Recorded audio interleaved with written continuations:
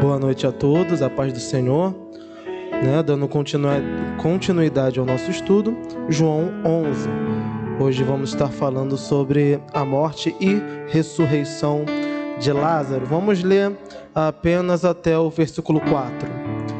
Então, João 11, do versículo 1 até o versículo 4, depois nós fazemos o capítulo completo.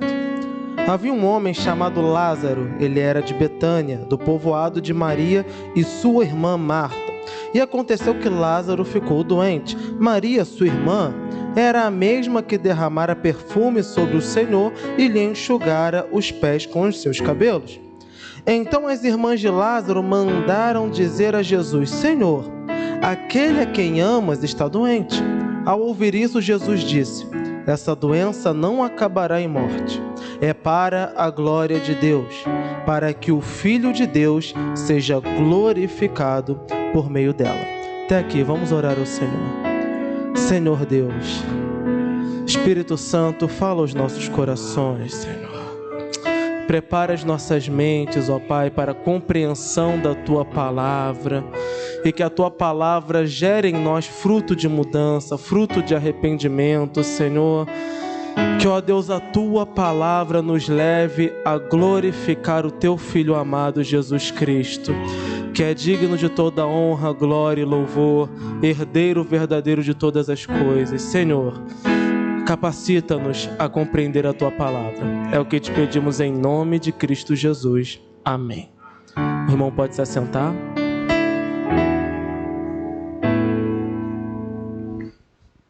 É uma passagem bem conhecida, né? Já inspirou músicas, geralmente são as cenas mais belas dos filmes. A morte e ressurreição de Lázaro é uma passagem que relata, né, um grande milagre, mas não somente isso. Aqui nós vamos ver mais uma das revelações de Cristo, onde ele vai utilizar o eu sou novamente. E principalmente nós vamos ver o que talvez seja o foco de João. Não apenas a forma como Cristo se apresenta, mas também, principalmente, como as pessoas reagem a esse apresentar de Cristo.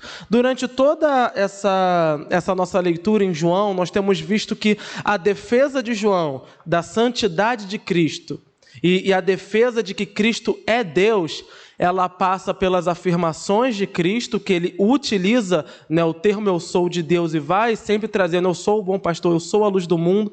Ela vai passar pelos seus milagres e vai passar pelos testemunhos pessoais que as pessoas tiveram com ele. Esse capítulo contém os três. Aqui nós vamos ver um milagre maravilhoso, nós vamos ver uma declaração de Cristo Jesus no eu sou e nós vamos ver o testemunho das pessoas que estão ao redor. Então, quando olharmos para essa passagem, vamos tentar entender por que ela é tão importante na história de Cristo e por que é tão importante para que a igreja a leia. Né? Primeiros 4 versículos nós já vimos. Né? Havia um homem chamado Lázaro, era de Betânia, do povoado de Maria e sua irmã Marta. Já sabemos, né, que são pessoas muito queridas por Jesus. O capítulo 2, ele vai nos dar uma informação de que Maria era a mesma que derramara perfume sobre o Senhor. Aqui talvez possamos confundir com a mulher que quebrou o vaso de alabastro e derramou aos pés de Jesus e enxugou com seus cabelos. É um ato muito parecido, mas não é a mesma pessoa. O que aconteceu lá em Lucas foi totalmente diferente. Por quê? Quando Maria fez isso aqui, Maria vai fazer isso aqui no capítulo 12, versículo 3. E ela não vai ungir quebrando um vaso de alabastro, mas ela vai ungí-lo com outra especiaria. Então João está falando o quê? Olha, lembra aquela moça que ungiu Jesus, etc. Então, ela é importante também nessa história. É uma mulher muito conhecida. E era muito estudado também sobre ela no passado, hoje já não é mais tanto. Mas é Maria de Betânia, ou Maria Betânia. Geralmente, antigamente, víamos muitos nomes assim. Ela, Maria de Betânia, Maria que veio de Betânia. Ela unge Jesus Cristo, né, com nardo no capítulo 12, versículo 3. Aqui nós estamos no capítulo 11, nós não vamos ver essa narrativa. Então, não confundir com as mesmas pessoas, embora tenham feito os mesmos atos. Mas é bom nós termos visto que João ele dá um spoiler, né? Ele adianta um pouco a informação do capítulo da frente para mostrar a importância dessa mulher. Em outras narrativas, nós vamos ver que ela foi a mesma que, enquanto Marta estava lá trabalhando, fazendo tudo, ela estava sentada aos pés de Jesus, ouvindo o que o mestre tinha para dizer. Então, Maria de Betânia era uma mulher que tinha sede pela palavra de Deus. Era uma mulher que amava a Cristo, depositava nele suas esperanças. E Marta também era uma grande serva do Senhor, e Lázaro é muito amado seu. Ele estava doente. E o que essas mulheres que creem em Cristo Jesus, que acreditam nele e que têm fé em Deus vão fazer? Aquilo que é mais óbvio. Elas pediram que fosse chamar Jesus para que Jesus viesse orar pelo homem e declarar a cura. Mas Jesus vai dizer o quê? Essa doença não acabará em morte. É para a glória de Deus, para que o Filho de Deus seja glorificado por meio dela. Apenas pegando essa palavra que Jesus vai dizer, nós já poderíamos ter uma certeza. Lázaro não vai morrer. Porque Jesus falou que essa doença não é para a morte. Mas o que vai acontecer logo em seguida? Lázaro vai morrer. E é aqui que vão começar os primeiros problemas. Versículo 5.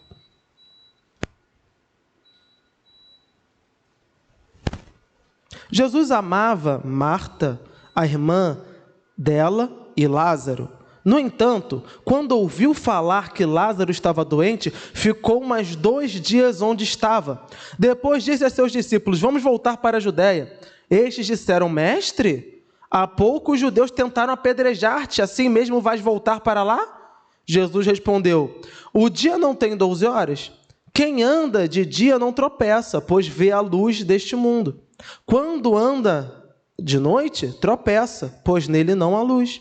Depois de dizer isso, prosseguiu dizendo-lhes: nosso amigo Lázaro adormeceu, mas vou até lá para acordá-lo. Seus discípulos responderam: Senhor, se ele dorme, vai melhorar. Jesus tinha falado de sua morte, mas os seus discípulos pensaram que ele estava falando simplesmente do sono. Então lhes disse claramente: Lázaro morreu. E para o bem de vocês estou contente por não ter estado lá, para que vocês creiam.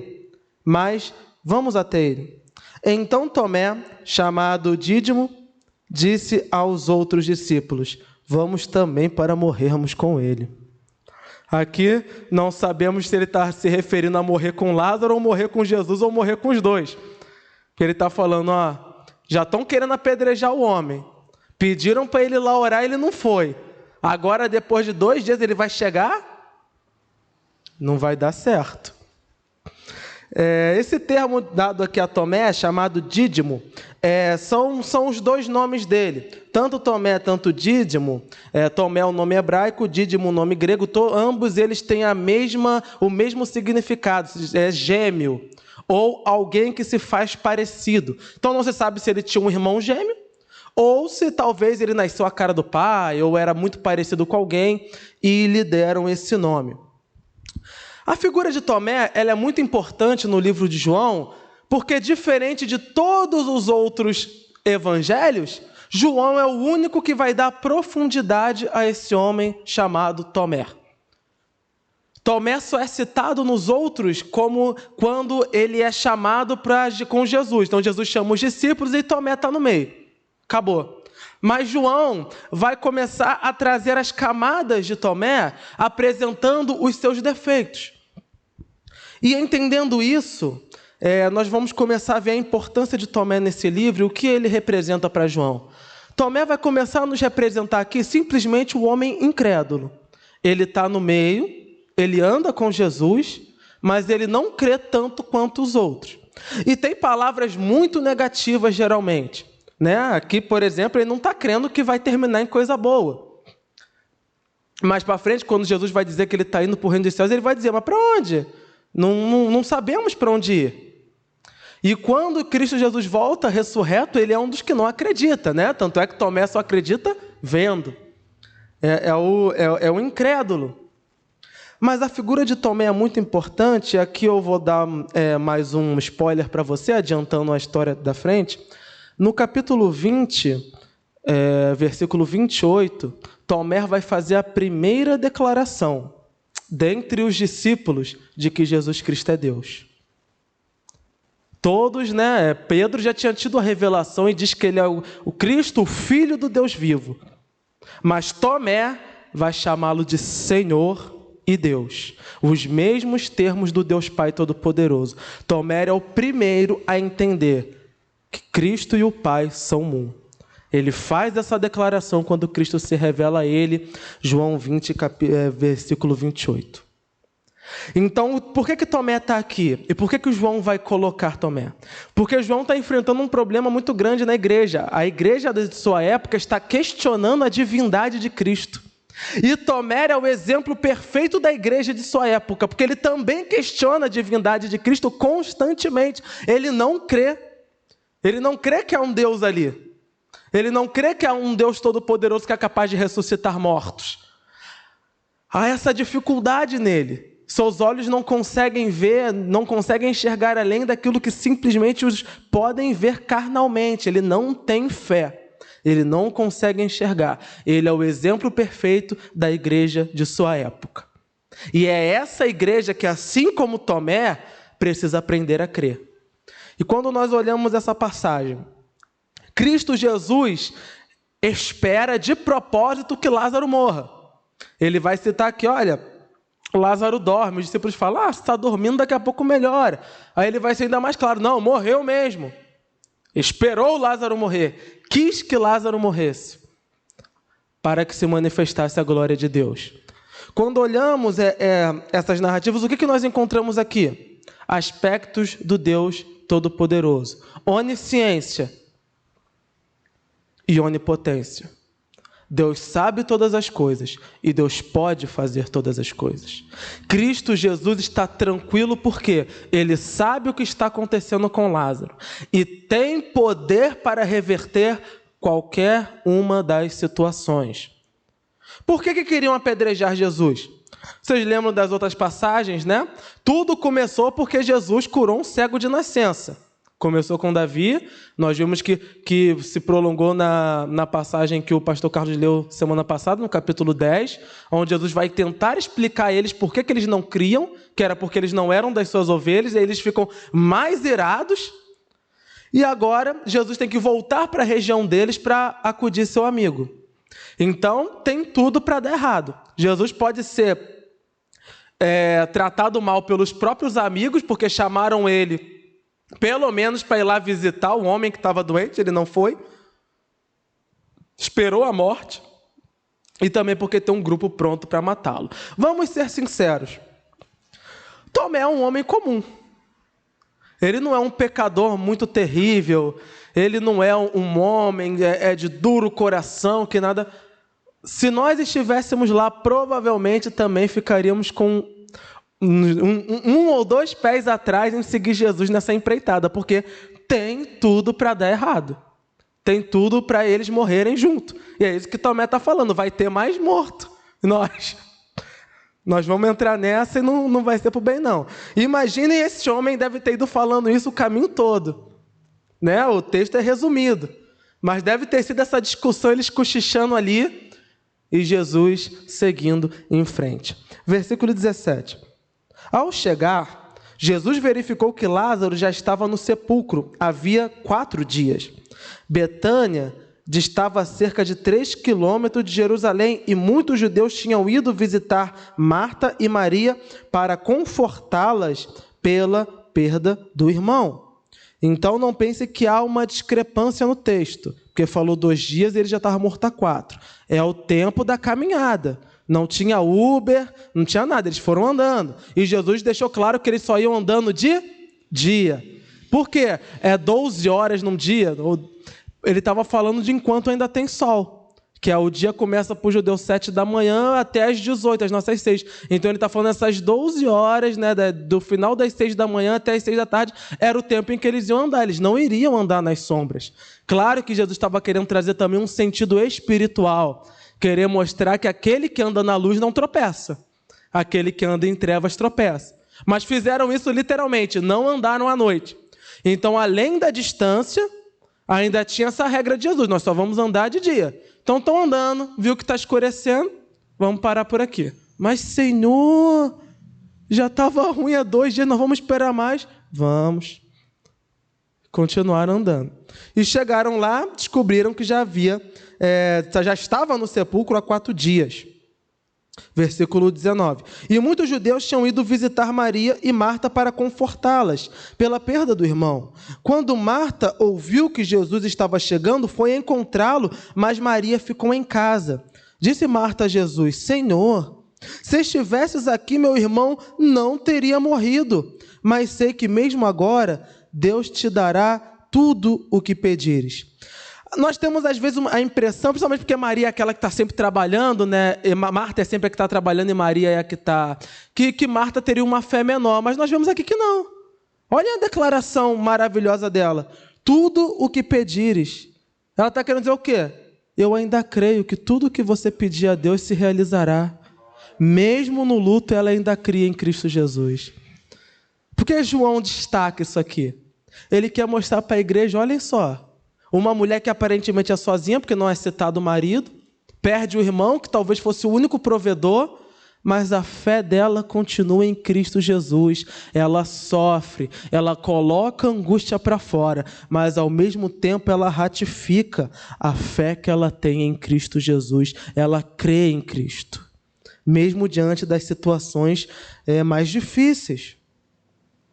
Versículo 22. Disse-lhe Jesus: o seu irmão vai ressuscitar. Marta respondeu: eu sei que vai ressuscitar na ressurreição do último dia. Disse-lhe Jesus: eu sou a ressurreição e a vida. Aquele que crê em mim, ainda que morra, viverá. E quem vive e crê em mim, não morrerá eternamente. Você crê nisso? Ela respondeu: sim, Senhor. Eu tenho crido que tu és o Cristo, o Filho de Deus, que devia vir ao mundo. Esse talvez seria, o momento em que ela ia falar: acreditei em você, você não fez nada por mim. Te demos abrigo, te amamos, te respeitamos aqui nessa casa. Quando a gente precisa de você, cadê você? Não aparece. Não. Eu tenho crido. Tu és o Cristo, Filho de Deus. E quando Jesus fala aqui, ele vai ressuscitar no último dia, ela está imaginando que ele vai para a glória de Deus, vai no fim de todas as coisas, e ela se conforta com isso. Ela fala: eu sei, Senhor. Porque ela tem a fé da salvação, mas ainda não tem a fé do impossível. Então morreu. Jesus está lá, ele veio dar a palavra, ela crê, olha, ele vai para a santa glória de Deus. Mas o que Cristo quer fazer aqui é uma glória de fato terrena. Ele quer verdadeiramente ressuscitar o homem. E o termo que ele vai utilizar aqui, eu sou a ressurreição e a vida, ele está falando do quê? A vida verdadeira que só vem através de Cristo Jesus, a vida eterna. O ser humano, desde que o pecado entrou no mundo, está condenado à morte. Tanto a espiritual, tanto a física. Nós já nascemos condenados. Um dia nós vamos morrer. De algum jeito. Cristo Jesus tem poder, e poder real, para nos libertar da segunda morte. Então a nossa morte terrena não acaba com a nossa caminhada cristã, porque Cristo Jesus nos vivifica novamente para viver eternamente com Ele, com Deus. Ele é a ressurreição e a vida. Não há vida sem Cristo Jesus. Mas, além que isso, Ele também tem poder para dar a vida terrena novamente. Ele tem o poder literal de ressuscitar dos mortos aquele que já descansa. E quem vive e crê em mim não morrerá eternamente. Você crê nisso? Esse aqui é o chamado do Evangelho. O Evangelho é esse aqui. Quem crê em Cristo Jesus não morrerá eternamente. Maria já cria no principal. Ela cria na salvação de Deus. João trazendo essa narrativa, mostrando isso aqui, ele está querendo dizer o quê? Olha, igreja, Vocês que estão desprezando a divindade de Cristo Jesus. Sem Ele não há vida. Sem Ele haverá morte física e morte espiritual. Somente através de Cristo nós temos vida real, uma vida que não se esvai em 80, 90 anos, uma vida que não se esvai com Covid, uma vida que não se esvai com acidente, com bala perdida, não. A nossa vida em Cristo é eterna, porque quando saímos desse corpo aqui, passamos da morte para a vida. Esse é o verdadeiro sentido do Evangelho. Mais do que os milagres, mais do que as bênçãos. Maria sabia, Marta sabia disso. Mais do que o milagre. Jesus não foi fazer o milagre, mas ela cria. A minha salvação está em ti, Senhor.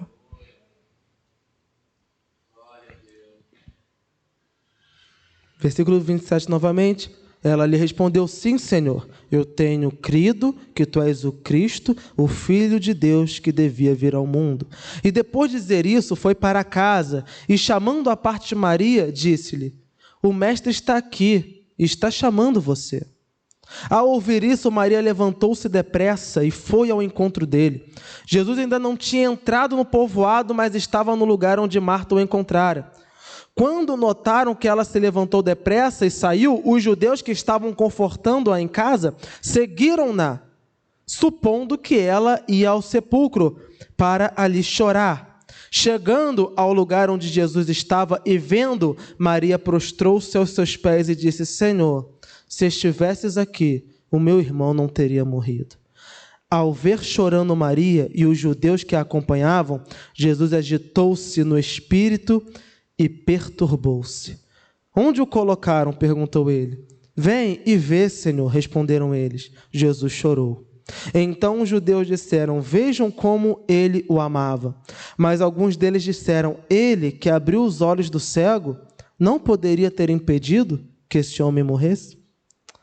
Maria também, com a sua devoção, ela vai correndo a Cristo Jesus, se prostra diante dele. Prostrar-se diante de alguém é um claro reconhecimento que essa pessoa é superior a si. Você não se prostra diante de alguém que você considera inferior a você. Ela se prostra a ele como um mestre, como um senhor, mas ela também externa a sua dor. Senhor, se estivesses aqui, meu irmão não teria morrido. Ela crê no poder de Cristo Jesus. Ela crê que Cristo poderia ter curado o seu irmão. E Jesus ele vai trazer aqui Jesus agitou-se no espírito e perturbou-se e, em consequência disso, Jesus chorou. Jesus chorou literalmente pela morte do Lázaro? Não necessariamente. Ele parece ter se emocionado muito com o sofrimento de Maria. Maria estava ali angustiada, ela estava chorando, desesperada, e ele se importa com a dor dela, ele chora com ela, ele participa das dores dela. Essa talvez seja uma característica do nosso Deus, mas talvez um pouco ainda mais profunda do que talvez nós tenhamos visto no Velho Testamento. Porque sempre no Velho Testamento nós vimos o Deus que guerreia as nossas batalhas. O Deus que está conosco a cada momento. Mas aqui nós vemos Deus Todo-Poderoso partilhando a dor do seu servo. Ele participa da dor dela. Ele já sabia que iria ressuscitar Lázaro, mas diante da dor da sua serva ele chora. Não que o nosso Deus seja alguém que vive chorando pelos nossos questionamentos, não. Mas é um Deus que se importa conosco. Quando nós lemos essa passagem, nós conseguimos ver, ele se importa com Marta, ele se importa com Maria, ele se importa com Lázaro. As nossas vidas não estão diante de um Deus que é impessoal, um Deus que está muito distante, que não está nem aí para os nossos problemas, não. Temos um Deus que verdadeiramente se importa conosco, se preocupa conosco. E João, ao destacar isso, está mostrando, vejam, ele é Deus e homem ao mesmo tempo. E isso não anula a magnitude que é essa presença maravilhosa. Ele vai ressuscitar um morto, mas ainda assim ele sente as aflições da sua serva. Ambas andam juntas, sem uma desmerecer a outra. Jesus não é fraco porque chora, mas ao contrário, partilhando desse amor com as suas servas, ele está mostrando que ele é um Deus presente.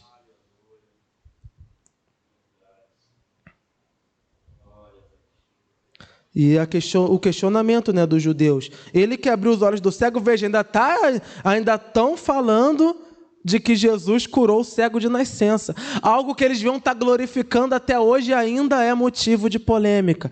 Aquele que não é ovelha de Cristo, como foi falado semana passada pelo nosso pastor. Aquele que não é ovelha de Cristo, ele vê os milagres. Ele vê os milagres. Mas o coração permanece duro. Agora vejam o contrário. Essas mulheres que são ovelhas de Cristo não viram o milagre e continuam crendo nele. A salvação não depende dos milagres, não depende da prosperidade, não depende do estado emocional que estamos, porque elas estão em profundo sofrimento. A salvação vem de crer e confiar que Cristo Jesus é o Filho de Deus. É o que João quer que essa igreja creia. Ele é o Filho de Deus e crer nisso é a única coisa que importa. Porque ainda que não ressuscitemos fisicamente, Ele ressuscitará as nossas almas para a salvação eterna. Versículo 38. Jesus, outra vez, profundamente comovido, foi até o sepulcro. Era uma gruta com uma pedra colocada à entrada. Esse era o costume. Né? É o que nós chamamos hoje de jazido. Aquela coisa, era o mais bonitinho que podia ter. Botava uma gruta, fechava ela com a pedra. Tirem a pedra, disse ele. Disse Maria, irmã do morto: Senhor, ele já cheira mal, pois já faz 4 dias. Ela está sendo lógica. Vai abrir a pedra, vai vir um mau cheiro horrível. Só tem morte ali dentro. Né? Ela deve estar imaginando que Jesus quer ir lá dar um último beijo, um último abraço. Ela está querendo dizer, educadamente, está querendo dizer: Senhor, já passou do tempo de velório. O velório a gente faz ali no momento e depois... 40. Disse-lhe Jesus: Não lhe falei que, se você cresce, veria a glória de Deus? Então tiraram a pedra. Jesus olhou para cima e disse: Pai, eu te agradeço porque me ouviste. Eu sei que sempre me ouves, mas disse isso por causa do povo que está aqui, para que creia que tu me enviaste. Depois de dizer isso, Jesus bradou em alta voz: Lázaro, venha para fora. O morto saiu, com as mãos e os pés envolvidos em faixa de linho e o rosto envolvido num pano. Disse-lhe Jesus: Tirem as faixas dele e deixem-no ir. Deus Todo-Poderoso tem poder de ressuscitar mortos. Cristo Jesus, Deus Todo-Poderoso, ressuscita os mortos. Vejam como funciona. Ele não fez nenhum ritual. E ele ora a Deus para dar exemplo aos demais. Mas quando ele vai dar a ordem a Lázaro, ele dá pela sua própria autoridade. Ele fala como se Lázaro estivesse vivo. Como estivesse gritando, né? Você está na porta da casa de alguém, fala: Ô rapaz, sai aí que eu estou aqui. Lázaro, venha para fora. Ele levanta literalmente aquela múmia, aquele homem todo enrolado, todo enfaixado. E ele se levanta. E veja bem, o homem já morto há 4 dias. Não houve apenas um restaurar do espírito, mas um restaurar do corpo, como se estivesse recebendo um novo corpo. E o que Cristo fará por nós na sua glória eterna quando voltar? Não nos dará também um novo corpo e nos glorificará? Lázaro aqui ele está representando o poder máximo da obra que Cristo Jesus veio fazer em nós, a ressurreição. Cristo veio para nos dar vida e vida eterna. Óbvio que aqui Lázaro vai voltar a morrer.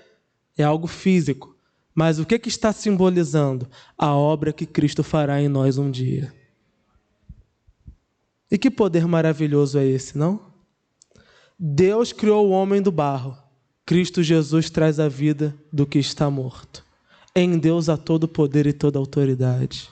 Cristo Jesus partilha desse poder. Olha o termo que ele fala: eu sei que sempre me ouves. Sempre estamos conectados. Cristo Jesus, como homem, não deixou de ser Deus. O Pai sempre o ouve e ele sempre ouve o Pai. A conexão permanece. O único momento, e nós vamos ver isso lá para frente, que vai haver uma quebra dessa conexão, é lá na crucificação, que nós vamos ver mais para frente. Mas aqui nós vemos a santidade de Cristo e a santidade de Deus andam em comunhão. Tu sempre me ouves, mas é para que eles saibam que tu me enviaste. Então Jesus está sempre querendo mostrar: olha, vejam, se eu não fosse enviado de Deus, como eu faria isso? Só Deus pode trazer os mortos à vida. Só Deus tem esse poder. E nós vemos isso em toda a Sagrada Escritura. Muitas das vezes seres malignos tentam copiar o poder de Deus. Fazem milagres através de estátuas, mas são espíritos malignos ali operando. Mas nunca se viu, nem nos rituais mais profanos, um ser espiritual que tivesse poder de trazer alguém dos mortos à vida. Cristo Jesus tem esse poder porque Ele é Deus. A morte e a vida estão nas suas mãos. Nada foge ao seu controle. E quando nós vemos isso, o leitor de João começa a entender. Se morre é porque Cristo quis. Se vive é porque Cristo quis. Quando chegaram lá, Lázaro vai morrer. Vai mesmo. Eu quero que morra. Vai morrer. Lázaro vai ressuscitar. Vai mesmo. Eu quero que ressuscite. E vai acontecer. O servo de Deus não deve temer a morte. O servo de Deus não deve temer a morte. E isso, para o leitor da época, que estava sendo perseguido pelo Império Romano, é algo poderosíssimo. Ainda que o meu corpo seja assassinado, jogado aos leões, queimado nas tochas como Nero costumava fazer com os crentes, a minha alma está segura em Cristo Jesus. Ele vai me ressuscitar. Ainda que os homens tentem fechar a pedra, nada vai impedir que um dia na sua glória Cristo Jesus me chame de volta. O chamado da salvação eterna. E depois de um milagre desse, todos vão crer, correto? Não. Versículo 45. Muitos dos judeus que tinham vindo visitar Maria, ou seja, estavam ali olhando, vendo o que Jesus fizera, creram nele. Mas alguns deles foram contar aos fariseus o que Jesus tinha feito. Então, os chefes dos sacerdotes e os fariseus convocaram uma reunião no Sinédrio. O que estamos fazendo? Perguntaram eles. Aí está esse homem realizando muitos sinais milagrosos. Se a gente parar aqui, pensa que eles estão se arrependendo dos seus pecados, né? O que nós estamos fazendo? O homem ressuscitou o morto, vamos parar de perseguir ele. Mas não é isso. Versículo 48. Se o deixarmos, todos crerão nele, e então os romanos virão e tirarão tanto o nosso lugar como a nossa nação. Então um deles, chamado Caifás, que naquele ano era o sumo sacerdote, tomou a palavra e disse: nada sabeis, não percebeis que vos é melhor que morra um homem pelo povo e que não pereça toda a nação? Ele não disse isso de si mesmo, mas, sendo sumo sacerdote naquele ano, profetizou que Jesus morreria pela nação judaica.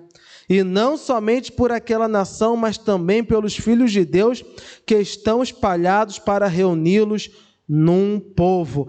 E daquele dia em diante resolveram tirar-lhe a vida. Olhem a situação. Acaba de chegar a notícia. O homem ressuscitou um morto.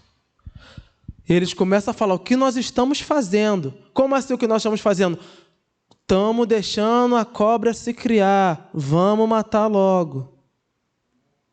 Daqui a pouco, Os romanos vão colocar ele para ser rei ou algum cargo maior e ele vai chutar a gente daqui. Vamos matar ele.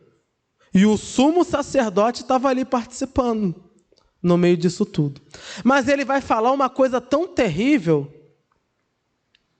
que é difícil entender um pouquinho esses próximos versículos. Ele vai dizer, é melhor que morra um pelo bem de todo o povo. Como se vai dizendo assim, para a gente evitar a bagunça, evitar a anarquia, vamos dar um fim nesse cara, para resolver a questão. Mas o texto vai nos dizer que ele, por ser sumo sacerdote, olhem isso, mesmo no antro do pecado e com seu coração cheio de pecado, por ser sumo sacerdote, sem saber, ele estava profetizando as maravilhas de Deus. Sem saber, ele estava profetizando as maravilhas de Deus. Deus usa até o mal para a sua glória. Nada foge ao controle de Deus. Até a maldade dos corações dos homens, Deus usa para a sua glória. E o que Paulo vai nos dizer? Todas as coisas cooperam para o bem daqueles que amam a Deus, inclusive o coração mau do homem. A maldade humana não está correndo à solta, sem nenhum controle. Há um Deus todo-poderoso na regência de todas as coisas, e até o mal está debaixo da sua soberania. Aquele homem estava querendo matar Jesus para o mal, mas mal sabia que esse era exatamente o propósito de Deus. Deus queria que Cristo Jesus fosse ali por eles assassinado para trazer salvação para nós. Tudo estava dentro do controle de Deus. O que o João está colocando aqui? Ele morreu como homem, sim, mas tudo estava dentro do seu propósito. Ele é Deus. Ele não é um derrotado que foi pego de surpresa, não. O sumo sacerdote profetizou a respeito dele. E aqui nós vemos a importância, irmãos, é uma coisa que nós precisamos ter extremo cuidado. Aquele que é ungido, né? Eu estou dando uma fugidinha do texto, mas só para a gente ter um cuidado. Aquele que é ungido sacerdote, nós devemos ter muito cuidado antes de falarmos qualquer coisa, né? Davi teve um extremo cuidado com Saul porque foi ungido rei. Esse homem está cheio de pecados, mas ainda assim Deus fala através dele. Ainda assim Deus fala através dele. E nós não vemos em momento algum, Jesus ataca muitos fariseus, mas nós não vemos em momento algum Jesus atacando a figura dele em si, como homem no cargo. Então, só esse texto para nós ficarmos atentos a isso. Devemos questionar tudo que vai fora da palavra de Deus, mas nunca desejar a desgraça ou o mal do pregador ou do líder. Porque a intenção sempre e a palavra de Deus sempre chamando os líderes ao arrependimento. Então a ideia sempre é essa. Esse homem estava cheio do Espírito Santo de Deus porque profetizou a respeito disso. Mas não para a salvação, porque ele não era ovelha de Cristo. Mas ainda assim foi usado por Deus naquele momento. Então devemos ter cuidado em desmerecer o chamado sacerdotal. Só esse adendo. Agora vamos nos ater novamente ao texto. Tudo está perfeitamente encaminhado para que a glória de Deus se manifeste através do sacrifício de Cristo Jesus. Deus está no controle de todas as coisas e Cristo Jesus sabe disso. Então, Deus, utilizando da maldade do homem, vai fazer com que a sua vontade prevaleça. Essa é mais um dos argumentos, mostrando a grandeza de Cristo Jesus e o quanto Ele é Deus. Porque não é o fato dele ser capturado e crucificado que diminui a sua glória. Não, Ele queria ir para a cruz, fazia parte do plano de Deus. E Ele próprio moveu os corações para que tudo acontecesse exatamente como Ele queria. Da mesma forma, acontece até os dias de hoje. Nós vemos a maldade humana e ficamos perplexos. Deus move todas as coisas para que no fim resulte na sua glória. Desde as coisas pequenas até as coisas maiores. Homem nenhum impede a glória de Deus. Os inimigos da igreja, sem querer, glorificam a Deus, porque é na perseguição deles que Deus manifesta a sua glória. Todas as coisas glorificam ao Senhor. Versículo 51. Ele não disse isso de si mesmo, mas, sendo sumo sacerdote naquele ano, profetizou que Jesus morreria pela nação judaica, e não somente por aquela nação. Olha o adendo que João vai trazer aqui. Se João deixasse só pela nação judaica, o crente judeu ia falar, tá vendo? Morreu pelo judeu. Tem um bando de ímpio aqui, tem um bando de gentio aqui, tem alguma coisa errada. Mas João vai... Não somente por aquela nação, mas também pelos filhos de Deus que estão espalhados para reuni-los num só povo. Então, o povo de Deus não é mais aquele literalmente carnal que vem de Abraão, mas aquele que crê em Cristo Jesus é transportado, é trazido para esse único povo, que é o povo de Deus. Só é povo de Deus aquele que crê em Cristo Jesus.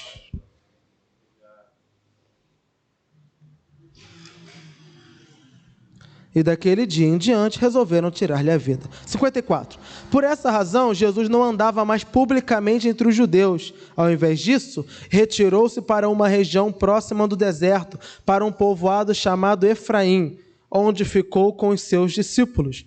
Ao se aproximar a Páscoa judaica, muitos foram daquela região para Jerusalém, a fim de participar das purificações cerimoniais antes da Páscoa. Continuavam procurando Jesus no templo, perguntavam uns aos outros, o que vocês acham? Será que ele virá à festa? Mas os chefes dos sacerdotes e os fariseus tinham ordenado que, se alguém soubesse onde Jesus estava, o denunciasse para que o pudessem prendê-lo. E aqui termina a narrativa. Uma narrativa que começa tão linda, termina tão pesada, não é? Nós acabamos de ver um homem ressuscitar dos mortos. Acabamos de ver a glória de Deus manifestada. Acabamos de ver o Deus Todo-Poderoso se revelando novamente, dizendo, eu sou o quê? A ressurreição e a vida. Mas ainda assim os corações continuam duros. E o que eles querem? Matar Jesus. Eles estão esperando, aguardando a Páscoa, a celebração mais importante do povo de Deus, tanto no Velho como no Novo Testamento. Eles estão aguardando a Páscoa porque sabem que Jesus, como servo de Deus, vai ao templo.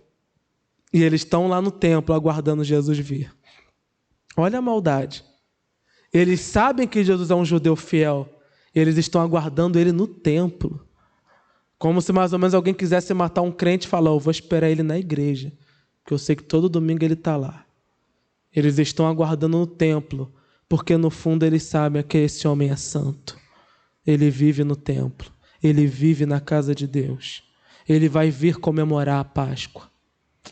Irmãos, Jesus Cristo foi, é e sempre será o homem perfeito. Não foi, é e sempre será o Deus perfeito. Santo, santo, santo. Nele não há defeitos. Ele cumpre exatamente toda a lei. Em nenhum momento Cristo pecou, em nenhum momento Cristo errou. Ele está sendo perseguido simplesmente por ter feito milagres e maravilhas e por ter pregado a palavra de Deus. O mundo sem Cristo odeia a Deus e persegue a Deus não porque a nossa fé é baseada em coisas ruins. Eles perseguem justamente porque sabem que a nossa fé é baseada num Deus que é santo, santo, santo. E a santidade ofende aquele que não é ovelha de Cristo. A santidade ofende aquele que não faz parte do povo de Deus. Aqueles homens estavam ofendidos, porque Cristo Jesus expunha a hipocrisia deles, porque Cristo Jesus expunha a religiosidade vazia deles. Aquilo ofendia os seus corações, aquilo os deixava com ódio na alma. Mas o que nós precisamos fazer como igreja de Cristo, aprendendo isso que João quer nos trazer, é colocar a nossa esperança sempre em Cristo Jesus, porque Ele é perfeito, Ele está sempre conosco e Ele participa de cada momento da nossa vida, seja no luto ou na festa. Cristo está conosco, sempre conosco. Vamos orar a Deus. Feche seus olhos. Santo Deus, amado Pai, ó Senhor, que a declaração de Marta, ó Deus, esteja sempre nos nossos lábios. Nós cremos que Tu és o Cristo, o Filho de Deus, que devia vir ao mundo. E Tu veio, Senhor. E, ó Deus, Tu não foste para a cruz, ó Pai, pelas mãos dos homens. Os homens foram apenas usados segundo a Tua vontade. Tu entregou a Tua vida de bom grado em favor de nós. Como Tomé, ó Deus, somos tão incrédulos, Senhor. Tão incrédulos. Tem misericórdia de nós. Revela-te a nós mais uma vez nessa noite, Senhor. Mostra mais um pouco de quem Tu é.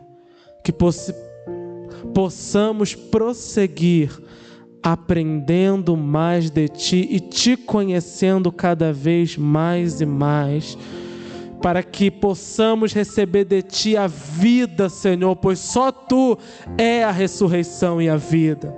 Senhor, os homens podem acumular riquezas nessa terra, mas elas não durarão mais que 80, 90, 100 anos nas suas mãos, mas a riqueza que vem do Teu trono, ó Senhor, é eterna, nada pode roubar, o tempo não pode fazer perder o valor.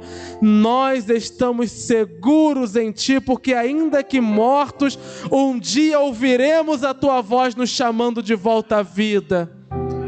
A nossa esperança precisa ser a Tua presença, a Tua palavra. Que aquilo que João queria ensinar à igreja da Tua época, nós possamos aprender hoje também, Senhor. Só em Ti nós temos vida, não há vida sem Ti, Senhor. Livra os nossos corações, ó Pai, de algum dia diminuir a figura de Cristo Jesus, de algum dia colocá-lo em segundo plano, de algum dia diminuí-lo a um ativista político, a um homem qualquer, não. Tu és o Cristo, Filho de Deus, Tu és o Deus Todo-Poderoso, não há vida longe de Ti, não há Deus senão a Ti, não há salvação fora de Cristo Jesus. Todas as coisas foram criadas para a Tua glória, Senhor. Seja o centro, Senhor, hoje e eternamente, seja o centro das nossas vidas. Conforta-nos, ó Deus, nesses tempos tão difíceis e faz, Senhor, através do Teu Santo Espírito, a certeza da ressurreição e da vida cada vez mais firmes no nosso coração. É o que te pedimos, no santo nome de Cristo Jesus. Amém.